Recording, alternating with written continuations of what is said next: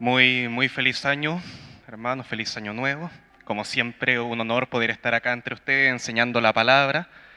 Y por supuesto, antes de que abramos nuestra Biblia, quiero plantear y quiero en este caso mostrar una imagen. No sé si nuestra hermana Jenibel me puede ayudar ahí.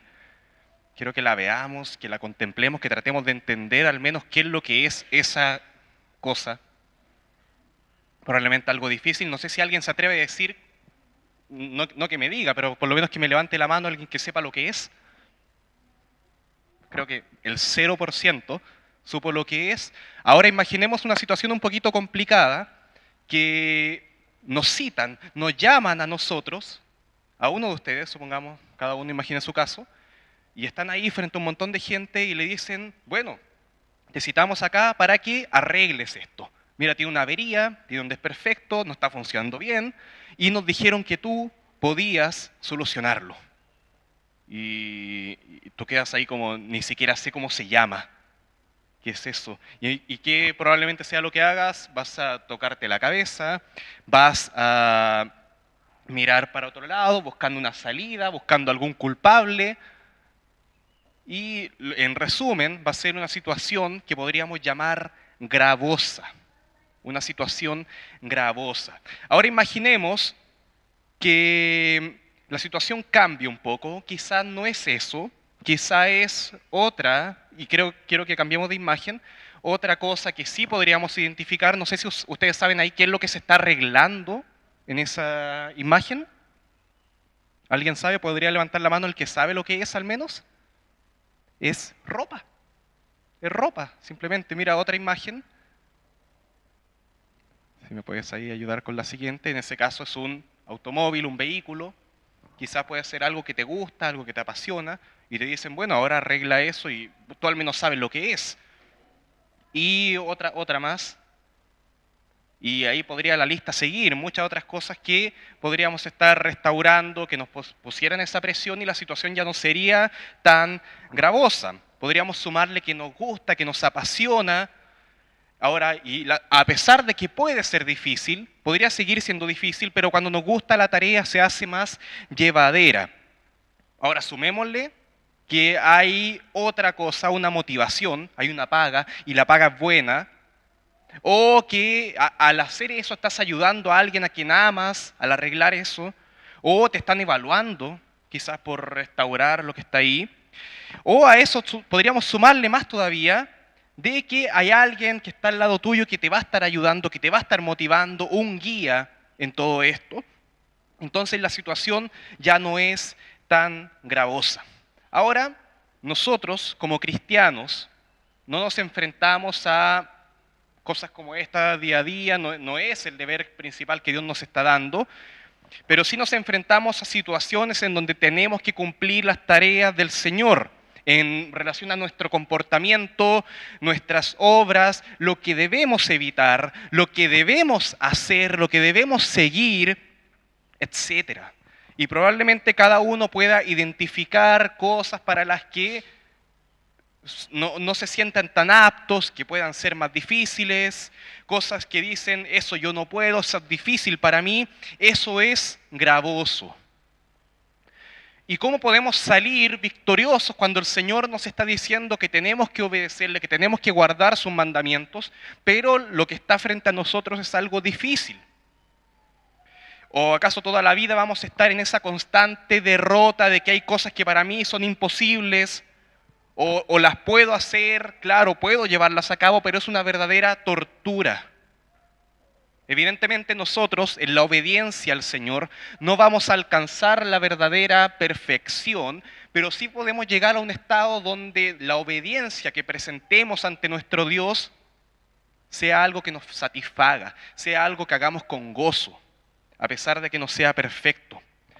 Y para llegar a una vida en la que los mandamientos de Dios no nos serán gravosos, necesitaremos al menos conocer 4 conceptos el día de hoy, que van a ser la fe, el nacimiento, el nuevo nacimiento, luego el amor, para finalmente hablar de lo que es la obediencia. Vamos a ver estos conceptos y luego los vamos a relacionar para que podamos integrar estas ideas y llegar al concepto de obediencia no gravosa.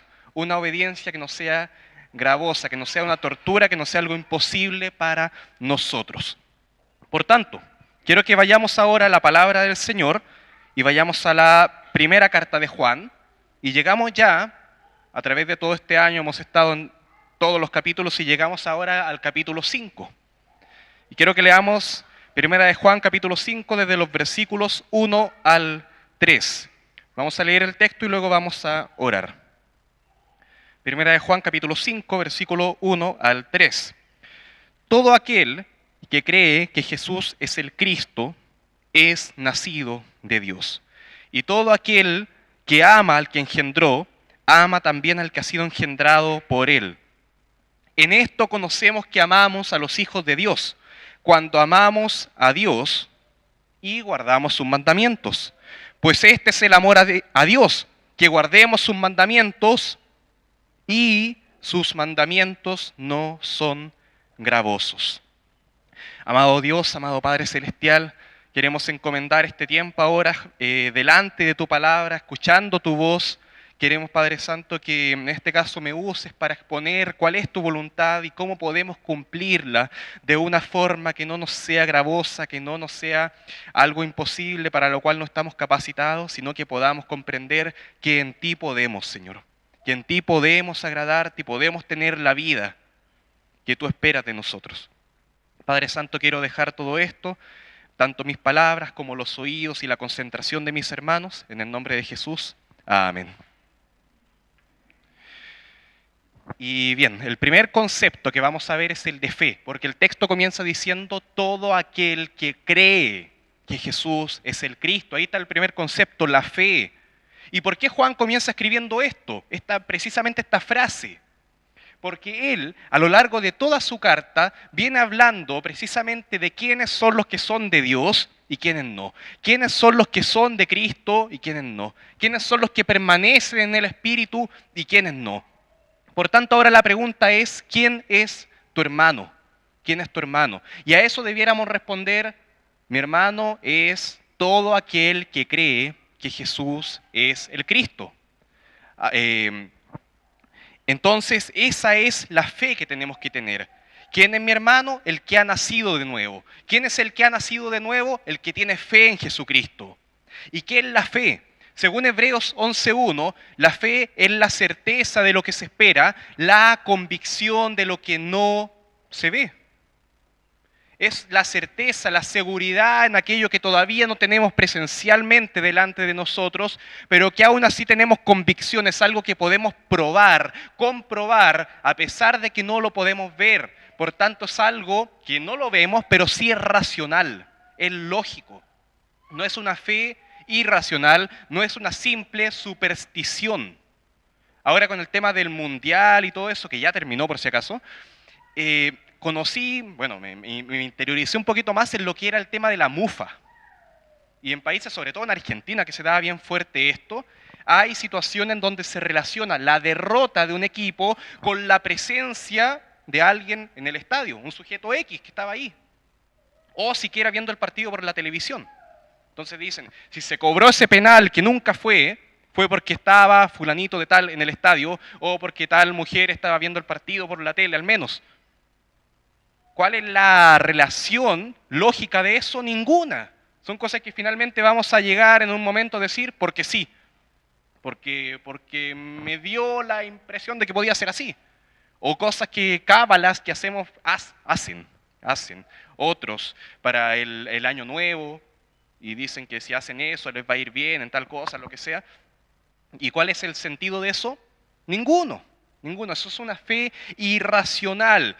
Pero la fe en Cristo tiene que ser lógica, tiene que tener fundamento en quién es el Señor en el que yo estoy creyendo, quién es Jesús. Y en qué Jesús yo sigo creyendo. Porque el verbo que está ahí, ese todo aquel que cree, muestra la idea de alguien que permanece hasta el día de hoy, desde el comienzo y hasta el día de hoy creyendo, y lo sigue haciendo activamente. y que cree que Jesús es el Cristo. No que lo fue y ahora no, no que lo será después, sino que lo es ahora, que lo es ahora y lo sigue siendo. Eso es lo que cree. ¿Y dónde más podemos ver una declaración como esta, de que Jesús es el Cristo? ¿Quién otro, además de Juan, que dice acá que Jesús es el Cristo, declaró antes en el Nuevo Testamento que Jesús era el Cristo? Y la respuesta a eso debiera ser Pedro. Porque en Mateo 16, versículo 16, Simón Pedro respondió y dijo, tú, hablando a Cristo, a Jesús, tú eres el Cristo, el Hijo del Dios viviente, siendo el Cristo quien sería en el Antiguo Testamento y en el hebreo también nombrado como el Mesías, o ahora en nuestro español como el ungido, el escogido de Dios para cumplir las promesas de Él hacia la nación de Israel, por las cuales también serían benditas todas las naciones. Pero cuando la Biblia habla de creer que Jesús es el Cristo, se refiere a mucho más que un solo concepto, es mucho más que eso. Se refiere también a creer, por ejemplo, que Jesús es el Hijo de Dios, como dice Primera de Juan, capítulo 4, versículo 15. Todo aquel que confiese que Jesús es el Cristo.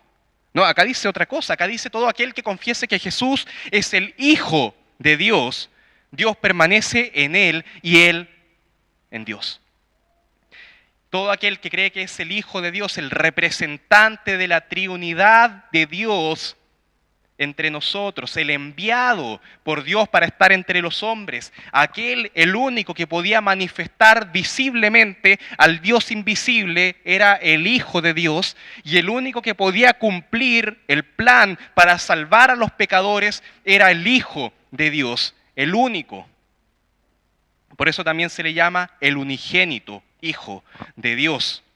Entonces, cuando creemos que Jesús es el Cristo, irresistiblemente también vamos a llegar a la conclusión de que debemos creer que es el Hijo de Dios. Y también en los tiempos que se escribió esta carta, si una persona declaraba que Jesús era el Hijo de Dios, también estaba diciendo que Jesús era Dios. Y el Mesías, los judíos lo entendían en el Antiguo Testamento como mucho más que un ser humano. Es Dios. Por tanto, Isaías, en la profecía de Isaías 9, versículo 6, diría de esta forma, porque un niño nos es nacido, hijo nos es dado, y el principado sobre su hombro. Y se llamará su nombre admirable, consejero.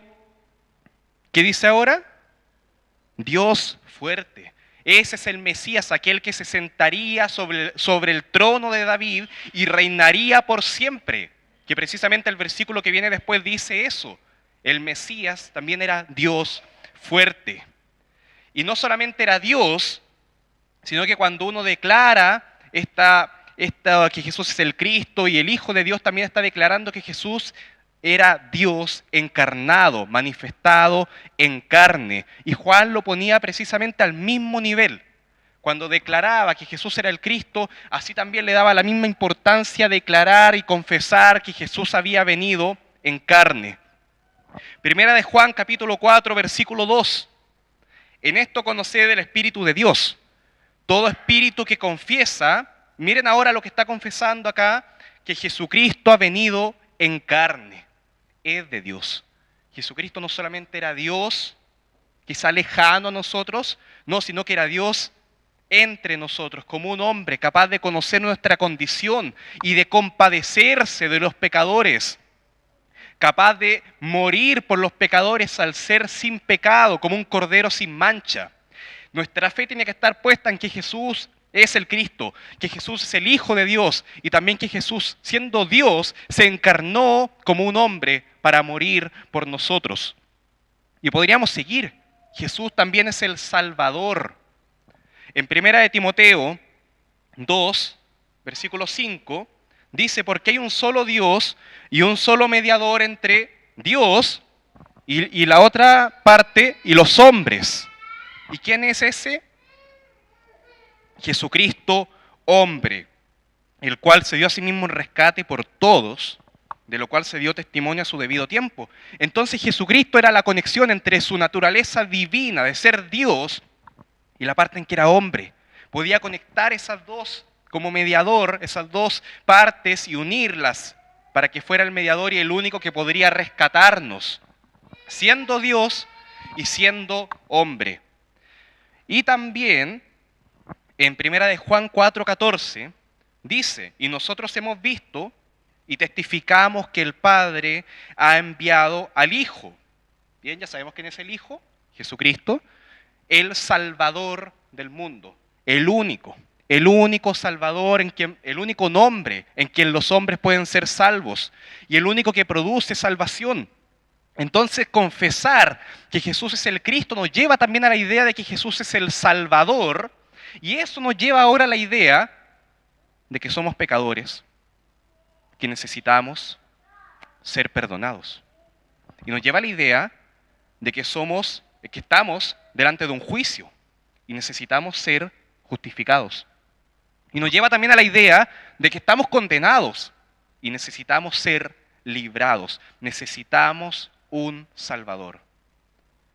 Y no solamente eso, sino que también un Señor, confesar que Jesús es el Señor. Y probablemente algunos ya saben a dónde voy a ir ahora, a Romanos 10, versículo 9, donde dice, miren, busquemos Romanos 10,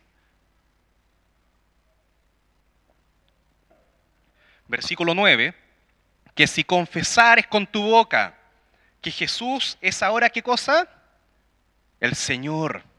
Y creyeres en tu nombre que Dios le levantó de los muertos, y hay algo también importante, la resurrección, que no lo mencioné, pero también es sumamente importante. Si creyeres eso, serás salvo.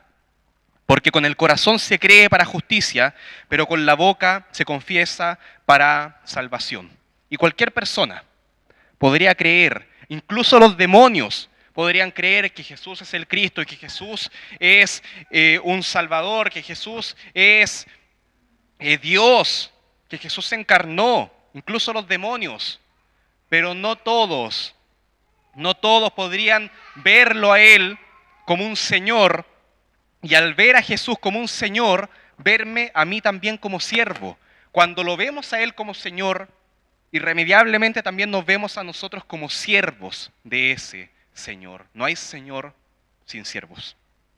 Y esos somos nosotros, quienes nos reconocemos pecadores, pero sabemos que Él tiene la autoridad como Señor para perdonar los pecados, que Él tiene la autoridad como Señor para darnos vida, porque Él tiene la autoridad para darnos todas las cosas que ha prometido en su nombre, porque es el Señor y servimos a Él. Entonces, es imposible creer y que nuestra fe esté fundamentada en que Jesús es el Cristo sin creer todo lo demás. Él es Dios, Él es el Hijo de Dios, Él es el Señor, Él es el Salvador, y todas las ideas se van uniendo como hebras de una telaraña que van llegando hacia el centro, y ese centro llega al nombre de Jesús, al Evangelio, donde tiene que ir nuestra fe. Todas esas ideas tienen que estar conectadas. Si negamos una, negaríamos también todo lo demás. Si negamos una, porque todas se relacionan, todas son esenciales para definir nuestra fe, y serían cosas, declaraciones, que si me preguntaran a mí si creo eso, yo respondería con un seguro amén. ¿Tú crees que Jesús es el Cristo? Amén. ¿Tú crees que Jesús es el Hijo de Dios? Responderíamos amén. Si les preguntara a ustedes si creen que Jesús es Dios, responderíamos amén. Si le preguntara también si creemos que Jesús es el Salvador, responderíamos amén. Eso es lo que debiéramos responder si nos dijeran también si Jesús es el Señor. Si alguien te preguntara a ti, ¿tú crees que Jesús es el Señor? ¿Qué responderías? Amén. Amén. El caso contrario de guardar silencio, de negar esto, sería buscar otro camino. Y por muy piadoso que parezca, por muy bueno que parezca o conveniente, no es el camino suficiente, no es el camino verdadero, no es el Señor.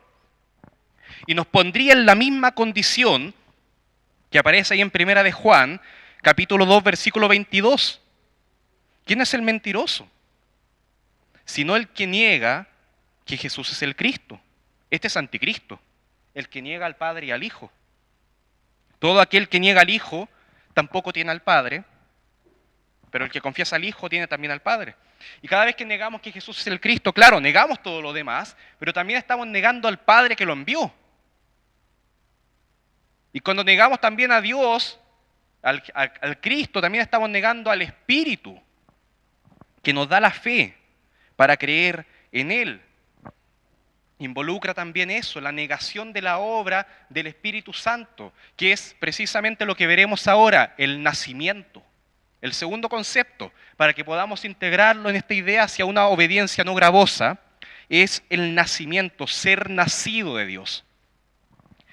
El texto dice, todo aquel que cree que Jesús es el Cristo es nacido de Dios, que podría traducirse también como renacer, la regeneración apuntando a nacer de lo alto, nacido de Dios.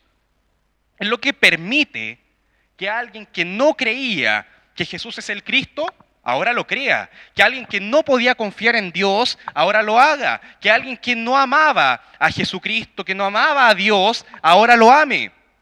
¿Cómo pasa eso? Llega el punto en que hay en nuestra fe y en nuestro nuevo comportamiento algo que no podemos explicar a una persona que no crea con razones lógicas, con razones entendibles. Y simplemente tendremos que decir lo que para nosotros sí es lógico ahora.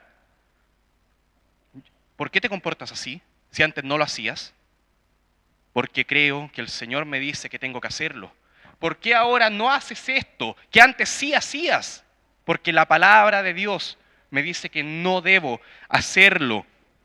El nuevo nacimiento nos presenta un punto que no puede ser explicado con argumentos humanos, sino que con argumentos de Dios, porque Él es mi Señor. ¿Y cómo creo hasta ahora? Porque nací de nuevo, es algo sobrenatural, que es lo que nos plantea el Evangelio de Juan, en el capítulo 1, versículo 12. Mas a todos, un texto bien conocido, mas a todos los que le recibieron, a los que creen en su nombre, les dio potestad de ser hechos hijos de Dios, los cuales no son engendrados de sangre, ni de voluntad de carne, ni de voluntad de varón, sino que ¿de qué? De Dios. No había capacidad en mi sangre para nacer de nuevo. No había poder en mi carne para nacer de nuevo. No había voluntad en mí para siquiera desear el nacer de nuevo. Pero sí había poder de Dios para eso. Porque uno no es hijo de Dios por naturaleza humana, sino que uno es hijo de Dios por naturaleza divina. Eso es de Dios. Y no es algo que sea desde el principio, porque podría también plantear la pregunta, ¿se nace o se hace? ¿Se nace hijo de Dios o se hace hijo de Dios? La respuesta sería que no se nace hijo de Dios, sino que se es hecho hijo de Dios. O también podríamos verlo así, no se nace hijo de Dios, se renace hijo de Dios. ¿Y cómo funciona esto? Lo podríamos ver desde dos perspectivas. La primera sería una perspectiva humana, que es lo que nos plantea Juan ahí mismo en el versículo 12, lo acabamos de leer. Mas a todos los que le recibieron, a los que creen en su nombre, les dio potestad de ser hechos hijos de Dios. Lo primero que un hombre o una mujer puede observar al ser nacido de nuevo, no es que nací de nuevo, sino que es la fe que tengo. La fe que tengo. Eso es lo primero que yo voy a observar. No puedo comprobar que nací sin antes ver la fe en aquel que me dio la vida. Primero creo y luego reconozco que nací de nuevo. Primero creo y luego reconozco que tengo la salvación. Pero también podemos ver la perspectiva de Dios, que es más completa acá. En el versículo 13, los cuales no son engendrados de sangre, ni de voluntad de carne, ni de voluntad de varón, sino de Dios. Y esa es la perspectiva de cómo lo ve Él. El texto en nuestro primero de Juan 5, versículo 1, dice que todo aquel que cree es nacido. Y eso está en un tiempo pasado, en un tiempo perfecto, algo que ya sucedió. Primero se nace de nuevo y luego se manifiesta la fe. Pero nosotros lo que vemos es que se manifiesta la fe y nos damos cuenta que nacimos de nuevo. Para Dios, primero nacemos de nuevo y luego se manifiesta esa fe. Yo les podría preguntar, ¿de dónde provino esa fe con la que tú creíste? Provino de Dios. Pero para ser más específico, provino del Espíritu Santo. Y para ser más específico todavía, provino del nacimiento. Por tanto, es algo que no es de nosotros. Nosotros no somos merecedores de nacer de nuevo y no tenemos la capacidad para hacerlo. En Primera de Pedro, capítulo 1, versículo 3, dice así: bendito el Dios y Padre de nuestro Señor Jesucristo, que según su grande misericordia Él nos hizo renacer para una esperanza viva por la resurrección de Jesucristo de los muertos. Bien, la razón para que Dios nos permita nacer de nuevo, ¿cuál es? Su misericordia. Su grande misericordia. Él ve nuestra miseria, Él ve nuestra condición, ve nuestra incapacidad, nuestro pecado, y se compadece de aquellos que estaban muertos delante de Él y ahora dan nueva vida, porque quiso. Por ejemplo, Pablo, cuando relata su conversión en Gálatas capítulo 1, en el versículo 14 hace algo bien particular, y él comienza a dar como su currículum, y da como todos sus méritos. Yo aventajaba a muchos. Yo estaba prácticamente más cerca de las tradiciones de Dios que incluso mis padres. Wow, ya bien. Pero después en el versículo 15 reconoce que sus méritos no servían de nada.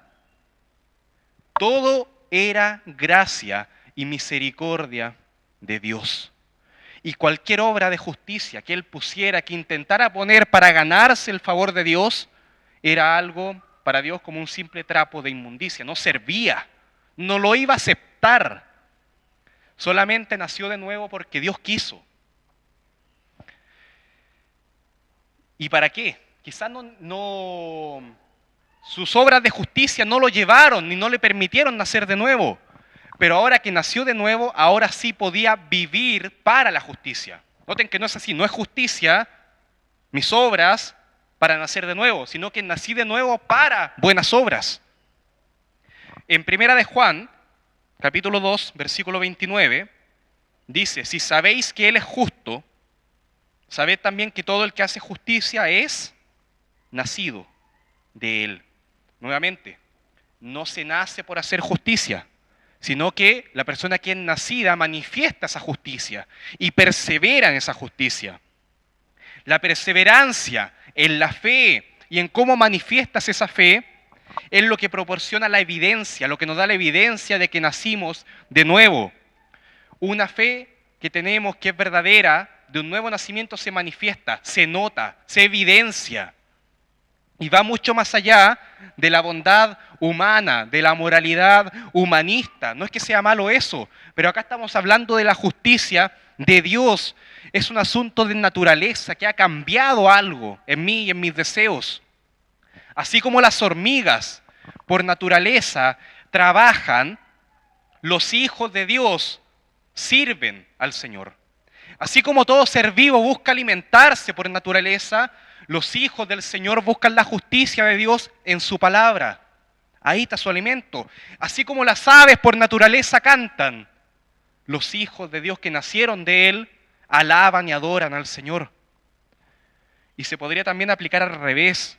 Una persona que nace de nuevo no vuelve a desear practicar el pecado.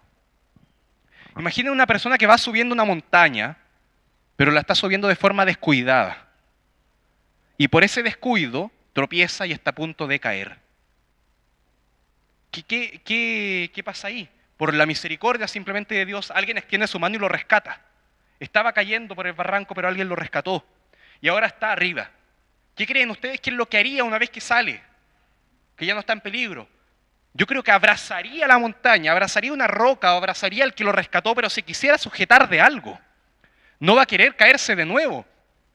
Y si va a seguir subiendo o va a descender, lo va a hacer con sumo cuidado. Ya no va a seguir haciéndolo de la misma manera. Algo cambió ahí.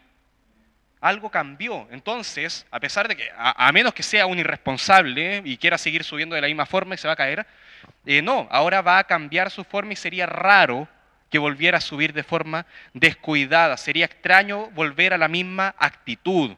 Porque el nuevo nacimiento nos da una vida que es contraria al pecado. Todo aquel que es nacido de Dios no practica el pecado, dice Primera de Juan capítulo 3 versículo 9, porque la simiente de Dios permanece en él. Hay como una semilla, hay una semilla, una simiente de Dios en todo aquel que es nacido de él. Y esta semilla crece como un árbol, pero si fuera un árbol de naranja, un naranjo, una semilla de naranjo no crecería como un níspero, por ejemplo. ¿Por qué? Porque su naturaleza lo va a llevar,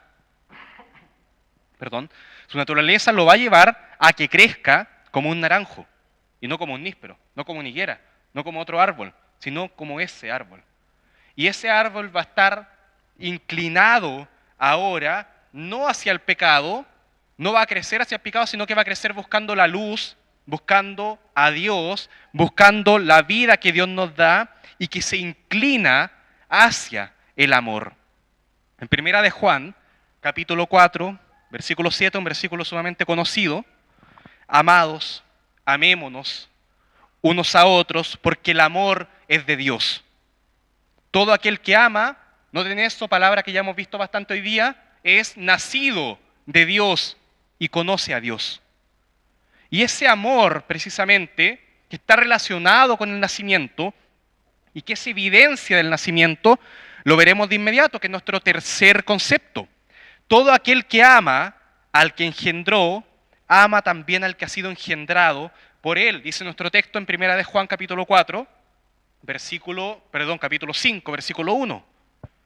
Todo aquel que ama al que engendró, ama también al otro que ha sido también engendrado por Dios.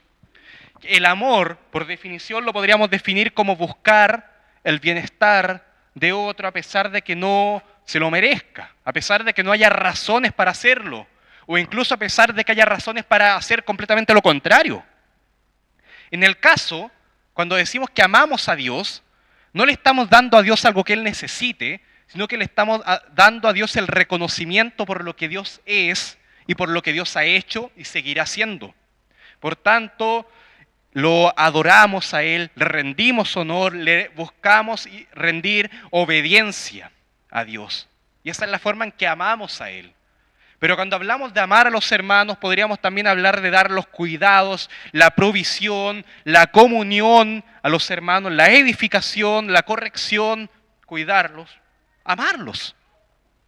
Pero independiente de si el amor es hacia Dios o es hacia el prójimo, lo primero acá y por donde se parte es por el hecho de que primeramente Dios me amó a mí. Dios me amó a mí. Esa es la base sobre esto. Por ejemplo, para Israel era el mismo caso, que lo podríamos ver en Deuteronomio 7. El mismo caso. Ellos primero fueron amados por Dios y ahora eran invitados a amar a Dios. En Deuteronomio 7, vamos a leer un par de versículos ahí. En el versículo 6, hablando Dios en este caso a Israel. Porque tú eres pueblo santo, creo que lo pueden ver, sí. Tú eres pueblo santo para Jehová tu Dios. Jehová tu Dios te ha escogido para hacerle un pueblo especial. ¡Wow! ¡Qué tremendo!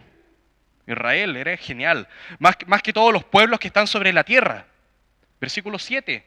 Pero dice ahí, no por ser vosotros más que todos los pueblos, os ha querido Jehová y os ha escogido. Pues vosotros erais el más insignificante de todos los pueblos. ¿Qué pasó?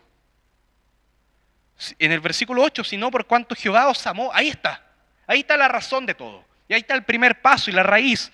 Por cuanto Jehová os amó y quiso guardar el juramento que juró a vuestros padres. Esa es la razón. Y por eso se parte. Israel amó a Dios porque Dios los amó primero. El amor. Y nosotros la iglesia, los creyentes, los cristianos, los hijos de Dios, los que hemos nacido de nuevo, amamos a Dios porque Él nos amó primero. Y amamos a los hermanos porque Él nos amó primero.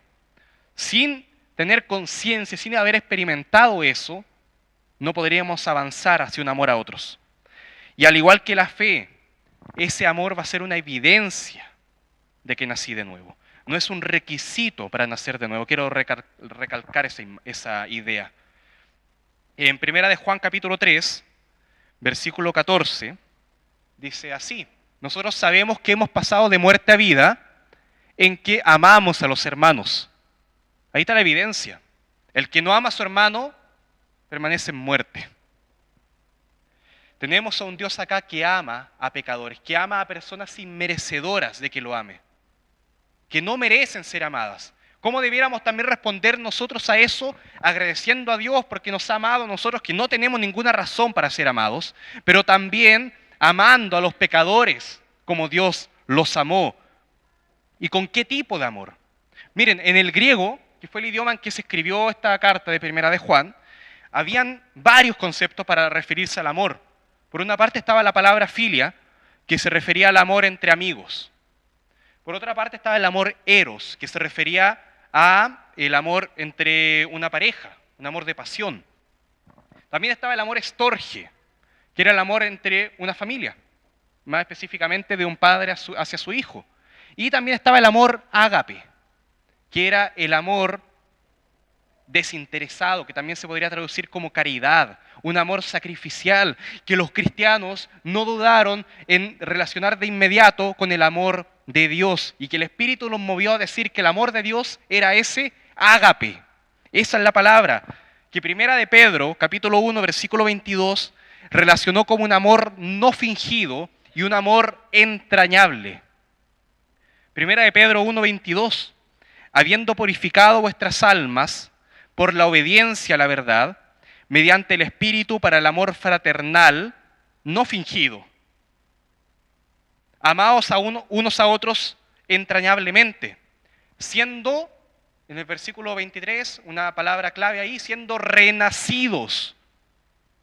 No de simiente, ya vimos el tema de la simiente, no de simiente corruptible, sino de incorruptible, por la palabra de Dios que vive y permanece para siempre. Es un amor no fingido, sin hipocresía, sin falsedad, reconociendo que hay diferencias en nuestros pensamientos, en nuestro comportamiento, diferencias de opiniones, diferencias en carácter, diferencias en contexto social, diferencias en la madurez, en la forma en que trabajamos. Esas cosas existen y están ahí, pero tenemos que llevarlas filtradas por el amor de Dios, filtradas por la obediencia a la palabra de Dios.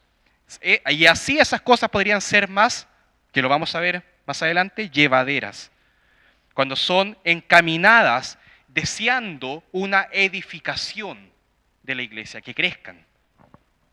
Y también tiene que ser un amor entrañable, un amor que se estira hacia mucho más de mis límites, estira el brazo hacia mucho más de lo que mi hombro me permitiría llegar para ayudar a otro, que solamente puede ser motivado por un corazón transformado, que tiene que venir con una motivación correcta, con objetivos correctos, que vendría siendo en este caso el amor, que no puede expresarse de forma superficial, como aquello que es cubierto por agua, pero solamente mi piel es cubierta por el agua.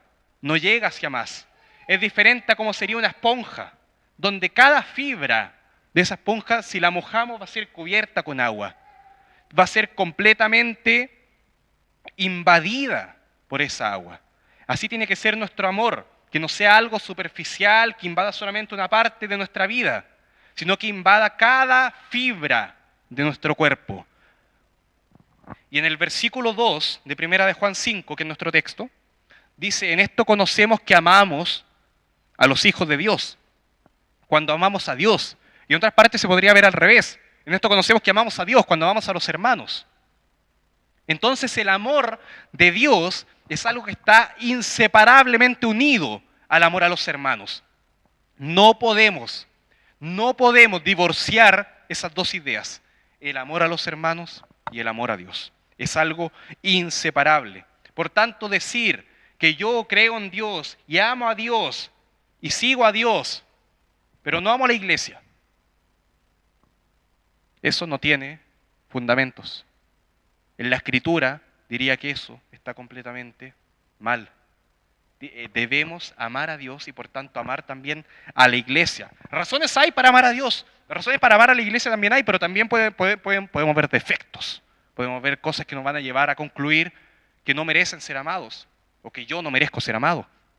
Pero la Biblia nos guía hacia un amor tanto a Dios como a los hermanos al mismo nivel. Y nosotros tenemos este mandamiento de Él.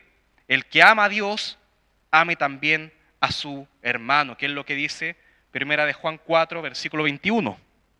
Y esa obediencia, que ese es el mandamiento que tenemos de amar a los hermanos, nos lleva al último concepto para llegar a esta obediencia no gravosa, que es precisamente la obediencia.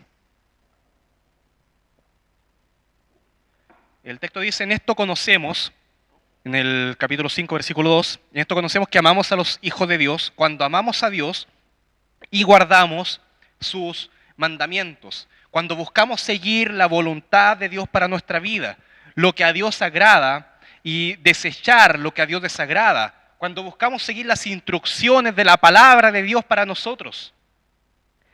Y eso proviene de aquel que reconoce a Cristo como Señor y que como ve a Jesucristo como Señor, ven que las ideas se van relacionando, como cuando reconocemos a Jesucristo como Señor, la obediencia tiene que fluir de nuestras vidas. Buscamos la justicia cuando nos relacionamos con los demás, buscamos la santidad cuando nos relacionamos con Dios y el pecado, buscamos la pureza cuando nos relacionamos con nosotros mismos, buscamos una vida piadosa, una vida de sabiduría, cuando nos relacionamos con la palabra de Dios. Y es algo que tenemos que guardar. Dice ahí el versículo que guardamos sus mandamientos. Y eso vendría siendo en griego la palabra poieo. Son 4 vocales juntas, un poquito difícil de pronunciar. Poieo. Perdón. Que significa llevar a cabo o poner en práctica. O sea que lo que tenemos que hacer con los mandamientos es ponerlos en práctica, de una forma activa, de una forma presente, de una forma continua, que no pare. Obviamente no significa que vamos a alcanzar la perfección, pero sí que nuestra dirección tiene que estar clara de que vamos hacia esa obediencia. Y buscamos, de alguna forma, podríamos decirlo, poeoar, no sé, porque me gusta inventar palabras, pero con ese verbo es casi imposible. Pero en el versículo 3 habla también de guardar sus mandamientos, pero dice otra palabra ahí, que en español no lo notamos, en 1 de Juan 5:3, que dice tereo en griego, tereo, que también está hablando de una acción de obediencia, pero en este caso de algo que consideramos valioso, de algo que queremos cuidar, como aquello que ponemos el ojo encima para que no se caiga, como un grupo de soldados que está cuidando una ciudad, o como un guardia de seguridad que está cuidando y guardando un diamante porque sabe que es valioso y sabe que importa y sabe que hay consecuencias por no guardarlo, pero viene de la actitud del corazón, en este caso de nosotros, el terear los mandamientos de Dios, el guardar los mandamientos de Dios. Entonces el primer verbo que vemos ahí en el versículo 2 va en un tema de acción, de nuestras manos, de lo que sale de nosotros. Pero cuando nos habla el versículo 3 de guardar sus mandamientos, es algo que es hacia adentro de nosotros, hacia la actitud, algo que quizás en el versículo 2 podríamos fingir una obediencia, pero que en el versículo 3, ese terear los mandamientos de Dios no lo podríamos hacer. Solamente proviene de un corazón nuevo, requiere un corazón nuevo, algo que desee en verdad seguir a Dios. Y es una obediencia que también va a estar condicionada por el amor de Jesucristo. Porque Jesucristo dijo un mandamiento en Juan, capítulo 13, versículo 34, un mandamiento nuevo os doy, que os améis unos a otros como yo os he amado. Miren, como yo, ahí está el modelo a seguir. Como yo os he amado, que también os améis unos a otros. Y este mandamiento acá dice que es nuevo, aunque ya estaba hace siglos establecido, pero dice que es nuevo porque hay un nuevo parámetro ahora. Que ames como Jesucristo amó. Y los discípulos estaban ahí viendo que Jesucristo todavía estaba entre ellos. Y decían, ¿hasta qué punto nos va a amar? Y ahí mismo en el capítulo 13 dice que los amó hasta el fin más adelante. Y luego más adelante vamos a poder ver que los amó hasta la muerte de cruz, siendo capaz incluso de vencer esa muerte por amor. Entonces, un mandamiento nuevo os doy, que se amen como yo los amo, ¿hasta qué límite? Hasta esto que van a ver ahora, hasta esta muerte de cruz. Y así como Jesús era la encarnación de la obediencia de Dios, nosotros ahora como discípulos tenemos que encarnar el amor de Cristo. Que ese amor sea una señal para nuestras vidas de que hemos nacido de nuevo, pero que también sea una señal para el mundo y primeramente para los hermanos de que amamos a Dios y que queremos nacer de nuevo. Y ahora en el versículo 3 dice, pues este es el amor a Dios, que guardemos sus mandamientos. ¿Y qué dice después? Y sus mandamientos no son gravosos. Y a eso es donde quiero llegar ahora. Que la versión NBI lo traduce así. En esto consiste el amor a Dios, en que obedezcamos sus mandamientos y estos no son difíciles de cumplir. Pero a veces hay una realidad, y muchas veces, prácticamente todos los días, realidad gravosa para hacer estas cosas. Estamos cansados, sabemos que tenemos que estar haciendo obediencia a Dios, pero a veces estamos cansados, nos vemos limitados por muchas cosas, o nos vemos frustrados frente a nuestro pecado, que nos aleja de ser agradables ante Dios, o nos vemos imposibilitados de mostrar misericordia a aquel que no la merece, o vemos dificultad para amar a aquel que no me ama, y estamos en el constante bombardeo del mundo, del enemigo que nos pide, que busca, que nos vaciemos, que saquemos todo lo que es de Dios y que llenemos nuestra vida con el amor y con los deseos de este mundo. Deseos que no llevarían finalmente a ninguna cosa más fructífera, que sería seguir a Dios. Pero la obediencia a Dios puede ser gravosa cuando primeramente, antes de que relacionemos los conceptos, nos damos cuenta que otorga dirección y que otorga satisfacción a nuestra vida. Por tanto, en el Salmo 19, versículo 7, podemos ver varias conclusiones respecto a la palabra de Dios y respecto a la obediencia de Dios. De forma tal que el salmista exclama y dice, la ley de Jehová es perfecta. Eso no es gravoso, es perfecto, que convierte el alma. El testimonio de Jehová es fiel, que hace sabio al sencillo. Los mandamientos de Jehová son rectos, que alegran el corazón. El precepto de Jehová es puro, que alumbra los ojos. El temor de Jehová es limpio, que permanece para siempre. Los juicios de Jehová son verdad, todo justo. Deseable, mira el versículo 10. Deseables son más que el oro, y mucho más que oro afinado, y dulce más que miel, y que la que destila del panal. ¿Cuándo podríamos llegar a eso? Cuando nos damos cuenta de que la palabra de Dios y la obediencia a Dios nos está guiando a algo bueno, a algo que nos satisface, a un mejor camino. Como cuando estamos perdidos, cuando no hallamos el camino, vamos conduciendo y no sabemos a dónde ir, pero de pronto nos damos cuenta que encontramos la dirección y entonces vamos respirando más aliviados. Ya no estoy perdido. Ahora encontré la dirección. Ahora puedo disfrutar del paisaje, porque antes estaba tenso, ¿no? ¿Dónde iba? Tengo que doblar acá, salir ahí, no sé. Estaba complicado, era un viaje gravoso. Pero ahora que tengo la dirección y encontré mi destino, ahora voy más tranquilo, voy más relajado, voy más feliz. Y es también lo que exclamaría el salmista en el Salmo 119, versículo 103. Cuán dulces son a mi paladar tus palabras, más que la miel a mi boca. Y esto es porque me conviene, porque es bueno, porque es sabio seguirlo, porque agrada a Dios.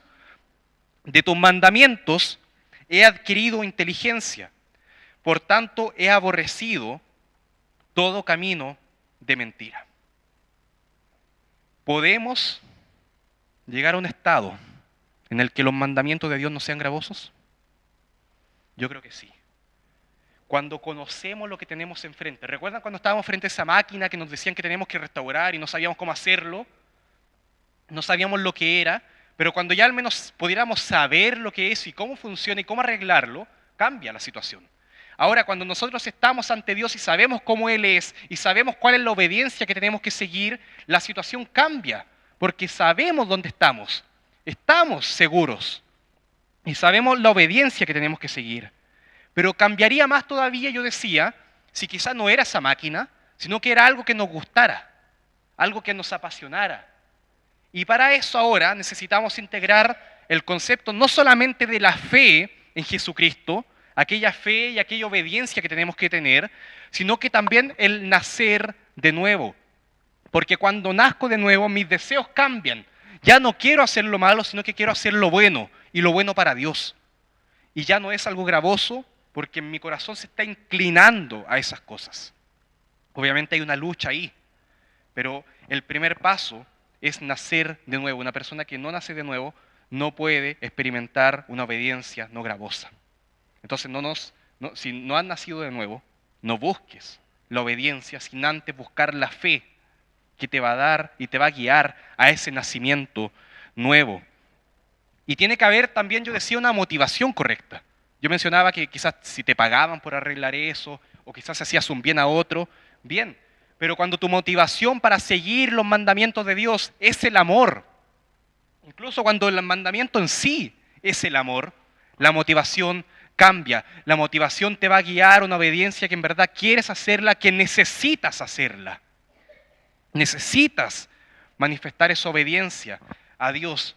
Pero yo finalmente también mostraba el ejemplo de que alguien te estaba acompañando a arreglar, a remendar, a restaurar eso. Y decía que hay una persona al lado tuyo que te está guiando, que te está animando, que te está corrigiendo cuando te equivocas. Y en la vida también tiene que ser así. En la vida con Dios tiene que ser así. Por eso el Señor Jesús, en Mateo 11, versículo 28, dijo: venid a mí todos los que estáis trabajados y cargados, y yo os haré descansar. Llevad mi yugo sobre vosotros y aprended de mí, que soy manso y humilde de corazón, y hallaréis descanso para vuestras almas, porque mi yugo es fácil y ligera mi carga. Cuando nos damos cuenta y somos conscientes de la realidad de que el Señor está con nosotros y que podemos ir a Él buscando su ayuda en completa dependencia a nuestro Señor, Él va a estar con nosotros efectivamente y podrá llevar esas cargas junto a nosotros, de forma tal que la obediencia ya no va a ser una tortura, ya no va a ser algo imposible, porque para Dios no hay cosas difíciles. Y vamos a poder seguir ese camino, vamos a poder seguir esa obediencia. ¿Por qué? Porque tenemos fe en nuestro Señor. ¿Por qué? Porque hemos nacido de nuevo y mi motivación ha cambiado. ¿Por qué? Porque ahora lo hago por amor a Dios, por amor a mis hermanos. No lo hago porque dice que tengo que hacerlo. Fíjense eso, vamos a la palabra de Dios te dice, tienes que hacer esto. Y ahora, ¿por qué lo haces? Porque dice ahí que tengo que hacerlo. Pero si te das cuenta que lo haces, porque hay un Señor, un Dios, un Jesús detrás de ese mandamiento, y porque tu corazón ahora te busca y desea hacerlo, y porque amas el fruto de esa obra, entonces esa obediencia ya no va a ser algo gravoso. Pero cuando separamos la fe en el Señor Jesús, cuando sacamos de ahí el hecho de que hemos nacido de nuevo y que el Espíritu Santo nos tiene que guiar a eso, y cuando sacamos la obediencia que tiene que estar por la palabra de Dios que nos guía al amor y que está construida en base al amor, va a ser gravosa. Va a ser gravosa.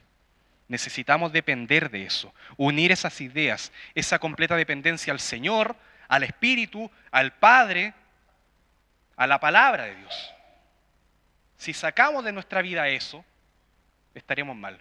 Pero si llenamos nuestra vida del amor del Padre, de cómo el Espíritu Santo derrama su amor en nosotros, de la fe que tenemos en el Salvador Jesucristo, de que la palabra de Dios está ante nosotros, nos daremos cuenta que la obediencia de aquellos que han nacido de nuevo y que por tanto manifiestan fe y una fe continua en Cristo y amor a Dios y amor a los hermanos continuamente, eso es una obediencia no gravosa.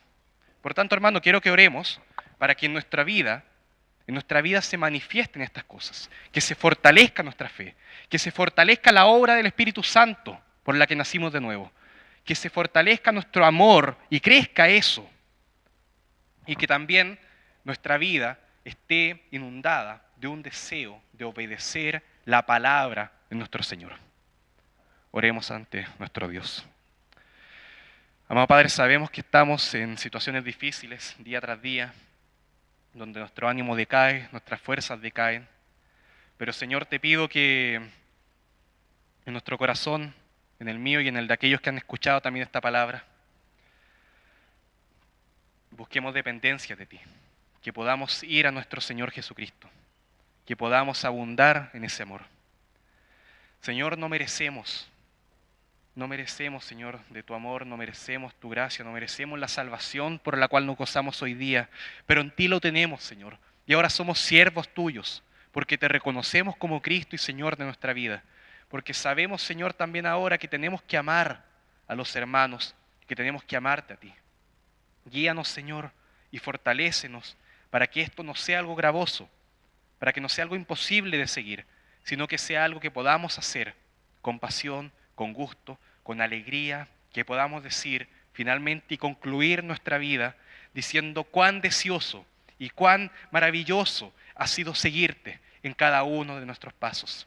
Señor, transforma nuestro corazón a un corazón que te desee, incluso más que la más deliciosa miel, que los placeres de este mundo, que la obediencia a ti sea algo que abunde, el deseo de cumplirla en nuestro corazón. Te pido por eso y para cada uno de los hermanos, Señor, que están acá, por aquellos que no te conocen también, para que tengan esa fe y que puedan nacer de nuevo para ti, para cumplir una obediencia no gravosa, que puedan ser librados de la condenación eterna. Te lo pido todo en nombre de Jesús. Amén.